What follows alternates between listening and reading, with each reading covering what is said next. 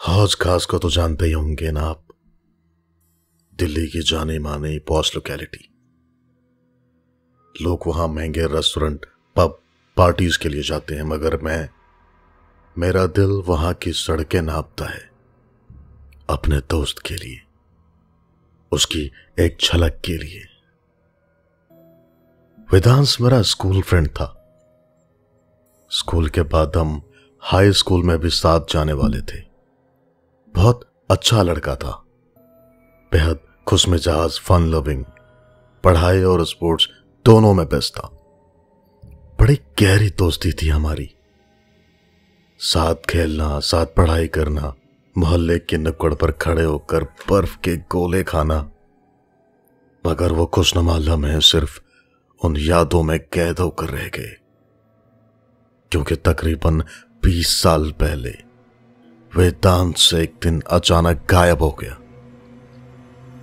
इसी हौज खास की एक आलीशान कोठी से। कहां गया, कैसे गया, कुछ सुराग नहीं मिला। लोग कहते हैं मिलेगा भी नहीं, मगर मेरा दिल नहीं मानता। वो बार बार चला आता है इन सड़कों की चौराहों पर खाक छानने, इस उम्मीद में कि शायद कहीं किसी रोज वो फिर से मिल जाए, हंसता हुआ, मुस्कुराता हुआ, और पीछे से मुझे पुकार ले। आज शाम अंधेरा कुछ ज्यादा ही गहरा हो गया था। हवा तेज चलने लगी थी, जैसे तूफान आने वाला हो। मैं घर की ओर लौटने लगा, मगर चलते चलते मेरे कदम एक वीरान कोठी के सामने रुक गए। लग रहा था जैसे वहां सालों से किसी का बसेरा नहीं है। हाँ, यही तो है वो, अपने जमाने की बेहद खूबसूरत आलीशान कोठी। यही तो रहा करता था मेरा दोस्त और उसके parents, Abhay uncle, Kusum aunty. हमारे फैमिली फ्रेंड्स थे, परफेक्ट फैमिली थी उनकी। Well to do, social, helpful, खुशियों से भरी छोटी सी दुनिया थी उनकी। इसीलिए किसी की नजर लग गई शायद। इसी कोठी से गायब हुआ था वेदांश। जमीन खा गई या आसमान निकल गया, कुछ पता नहीं चला, मगर वो फिर कभी नहीं मिला। मेरे पैर खुद ब खुद उस कोठी की ओर बढ़े चले। जंग लगे बड़े से लोहे के गेट पर कोई ताला नहीं लगा था। उसे धकेला तो वो चीखता हुआ खुल गया। कंपाउंड में बस कबूतर फरफरा रहे थे। कोठी को पुलिस ने सील किया हुआ था। शायद कुछ और हादसे हुए हों। जगह जगह धूल, चाले, टूटे पत्ते, टहनियां पड़ी हुई थी। मैं वहां एक और बने छोटे से चबूतरे पर बैठ गया। कभी कितना सुंदर गार्डन हुआ करता था यहां। इस चबूतरे पर बड़ा सा स्टैच्यू खड़ा हुआ था। अभय अंकल सिंगापुर से लाए थे उसे। वाकई इस कोठी की हर चीज यूनिक थी। इटालियन मार्बल के फर्श, महंगी लाइटिंग, शानदार झूमर, सब कुछ एंटीक। एक बार अभय अंकल को अपने मेडिकल इक्विपमेंट के बिजनेस में बहुत फायदा हुआ था। बेतासा पैसा बरसा था। सोसाइटी में शो ऑफ की आदत भी थी उनकी। स्टेटस बढ़ाने के लिए बस खरीद ली साउथ दिल्ली की प्राइम लोकेशन पर यह वीरान पड़ी कोठी। कुछ वेलविशर्स थे जिन्होंने मना भी किया था कि इस प्रॉपर्टी पर पैसा मत लगाओ, यह ठीक नहीं है, और जब गजब किस्से सुनने को मिलते हैं। मगर वे नहीं माने। इतने पॉश एरिया में इतनी कम कीमत पर मिल रही प्रॉपर्टी कैसे छोड़ देते। बहुत पैसे खर्च किए थे इसके इंटीरियर पर, पूरे लुक ही बदल डाली थी। जो इस कोठी के सामने से गुजर जाता पलट पलट कर देखता, और जो एक बार अंदर आ जाता वो आ भर कर लौटता। एक दिन कोठी के बाहर लाल टीका लगी एक कील चुभे कुछ नींबू पड़े मिले। मम्मा ने कुसुम आंटी को समझाया, तुम्हारी कोठी पर किसी की बुरी नजर है। शिफ्ट होने से पहले कोई पूजा पाठ हवन वगैरह करवाओ, कहीं कुछ बुरा हो गया तो। मगर वे ठहरे मॉडर्न लोग इन सब बातों में यकीन नहीं करते थे। हाउस वार्मिंग सेरेमनी की एक शानदार पार्टी की ओर हो गई शिफ्ट। हेतांश भी बहुत खुश था। दोस्तों को बुलाकर नया घर खास करके अपना कमरा दिखाता था, जिसके दीवारों पर पूरा अंतरिक्ष रंगा हुआ था। चांद, तारे, प्लैनेट्स, एस्ट्रोनॉट्स। एक दिन मैं भी आया था, मगर ज्यादा देर बैठ नहीं पाया। बड़ी अजीब सी स्मेल आ रही थी पूरे घर में। यार, तेरे घर में अजीब सी स्मेल क्यों आ रही है? स्मेल? हाँ, जैसे किसी पुराने घटिया हॉस्पिटल में आती हो। उस कोठी में हर वक्त फिनाइल जैसी तेज स्मेल आती थी। उसे तो शायद आदत पड़ गई थी, मगर मेरा बैठना मुश्किल हो गया था। पहल तो सबको यही लगा कि शिफ्ट करने से पहले कोठी की जो साफ सफाई हुई होगी, उसी वजह से ये स्मेल आ रही होगी। मगर काफी दिनों की सफाई के बाद भी वो स्मेल बनी रही। धीरे धीरे घर वालों को उसकी आदत हो गई, जिसे कम करने के लिए वो रूम फ्रेशनर या फिर अगरबत्ती का इस्तेमाल करते थे। कुछ वक्त के बाद एक और अजीब बात होने लगी। घर के फ्लोर पर यहां वहां कुछ छोटे छोटे टुकड़े बिखरे पड़े रहते थे, करीब 1-2 इंच के, काले भद्दे सड़े हुए से टुकड़े, जैसे आधे जले हुए रबड़ के या किसी बेहद पुराने टायर के हिस्से, चिपचिपे से, बदबूदार। घर का नौकर भी उन्हें समेटते हुए परेशान हो गया था। वो कुसुम आंटी से शिकायत करने लगता। मैडम, मैं इन टुकड़ों को नहीं उठा सकता। इन्हें हाथ में लेते हुए ऐसा लगता है जैसे कोई सड़ा हुआ मीट छू रिया। बहुत देर तक मन खराब रहता है। एक बार कुसुम आंटी ने भी उन टुकड़ों को हाथ में उठाकर देखा। उनके हाथों में अजीब सी सिरहन हुई। बड़ा घिनौना एहसास था। उन्हें भी वैसा ही लगा जैसे उनके हाथ में रबड़ नहीं बल्कि सड़ा हुआ मांस का टुकड़ा रखा हो। उन्होंने चीख कर उस खिड़की से फेंक दिया। बहुत देर तक साबुन से हाथ धोती रही, फिर भी वो घिनौनी, चिकनी, चिपचिपाहट वाली फीलिंग, स्मेल हाथ से नहीं निकल रही थी। बार बार घर साफ किया जाता, फिर भी वो अजीब टुकड़े कहीं ना कहीं से वापस आ ही जाते। कभी किसी कमरे में, कभी गार्डन में, एक दिन तो खाने की प्लेट में भी। अभय अंकल बिजनेस के सिलसिले में इंडिया से बाहर गए हुए थे। ये सब उनके पीछे हो रहा था। आंटी उन्हें फोन पर सब कुछ बताती तो वो उसे कैजुअली लेते,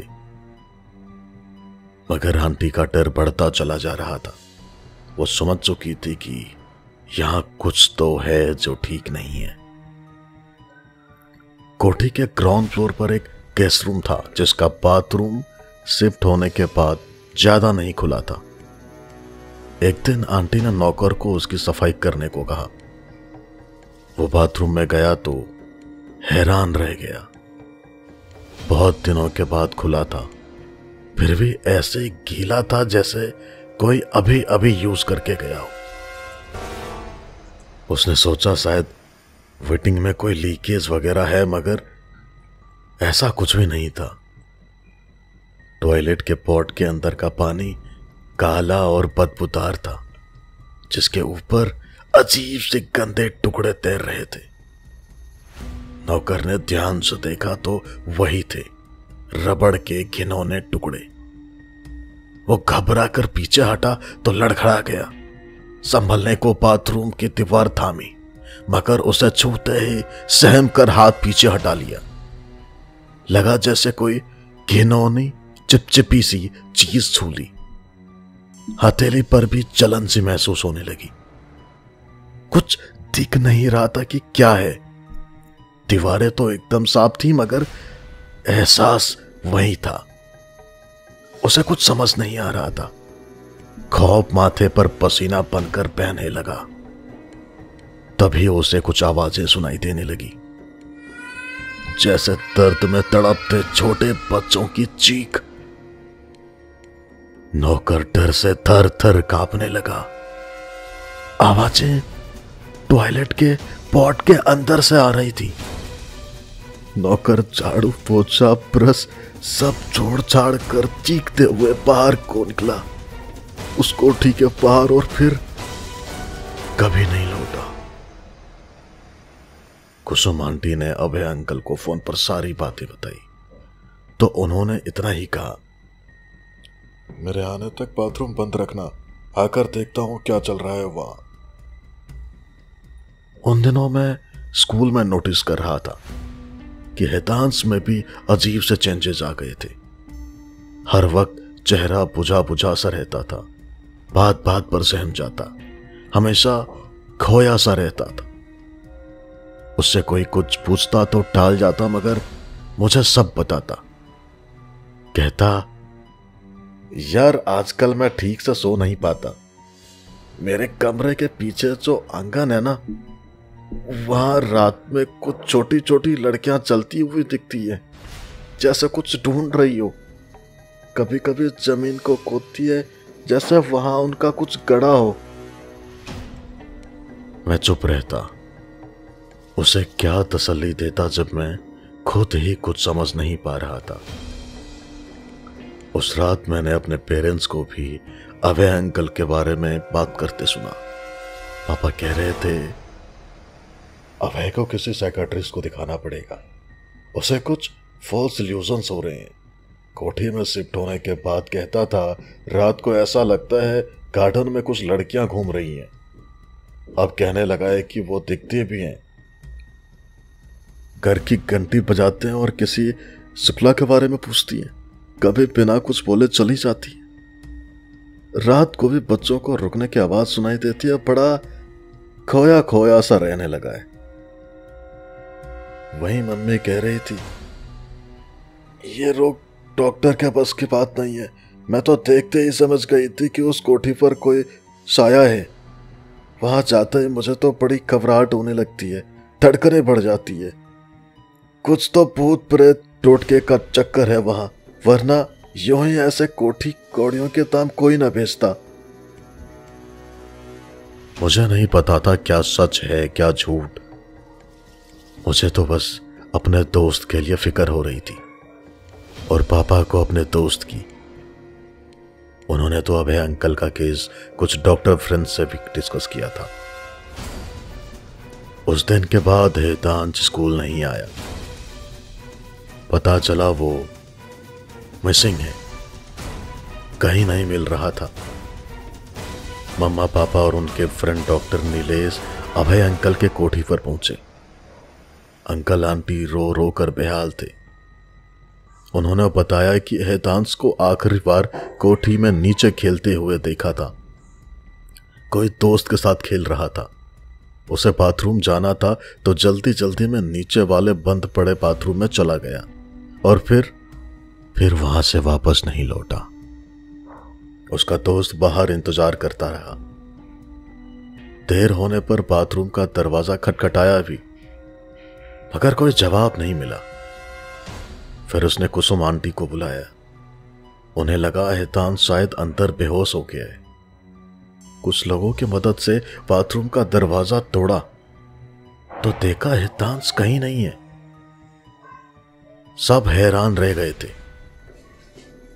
बाथरूम की जालीदार खिड़कियां काफी ऊपर थीं और छोटी भी, वहां से वो निकल नहीं सकता था। सीसीटीवी कैमरा में भी हितांश बाथरूम जाते तो दिखा, मगर निकलते नहीं।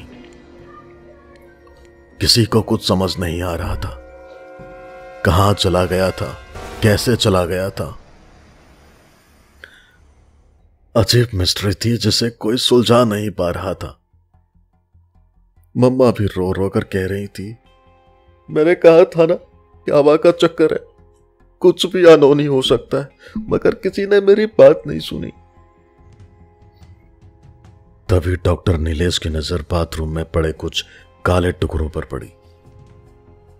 वही अजीब घिनौने चिपचिपे बदबूदार टुकड़े। उन्हें ध्यान से देखने लगी। एक टुकड़े को हाथ में उठाकर नजदीक से देखा तो उनके चेहरे का रंग उड़ गया। ये यहां कैसे? वो हड़बड़ा गए। डॉक्टर नीलेश, क्या है ये? ऐसे रबड़ के टुकड़े इस घर में रोज भरे मिलते हैं।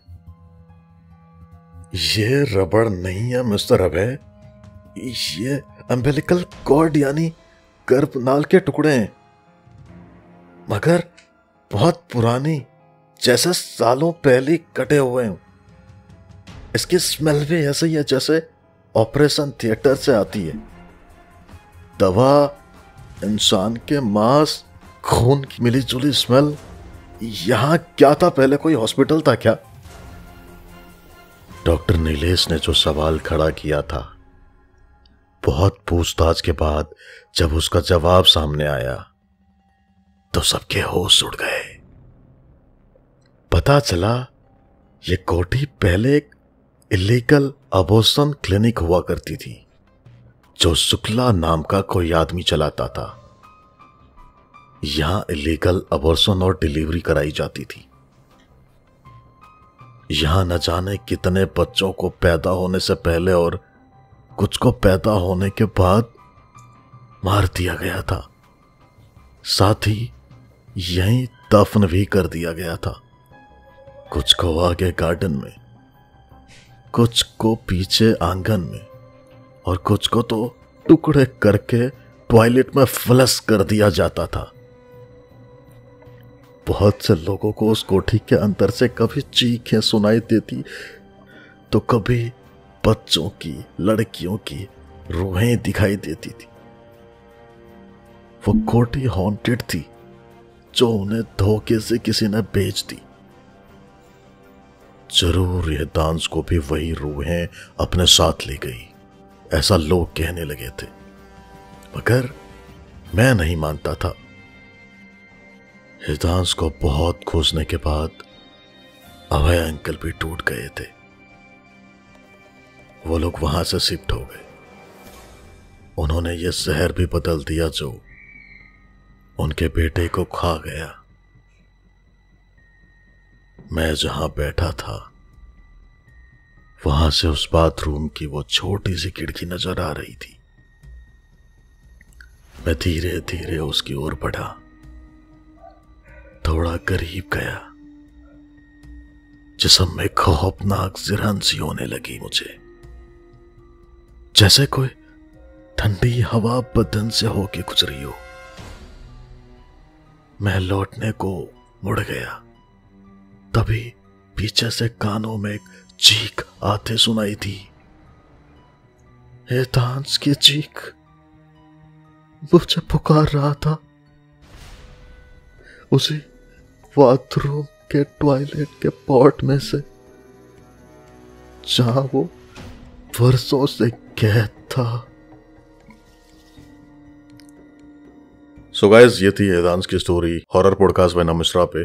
कहानी अगर आपको अच्छी लगी हो, अगर आपको मेरी आवाज में और, तो मुझे मेल कर सकते हैं। चैनल को सब्सक्राइब करिएगा, लाइक करिएगा, अपने दोस्तों के साथ शेयर करिएगा जिनको हॉरर पॉडकास्ट पसंद है। बाकी मिलते हैं आपसे नेक्स्ट वीडियो में, तब तक के लिए गुड बाय।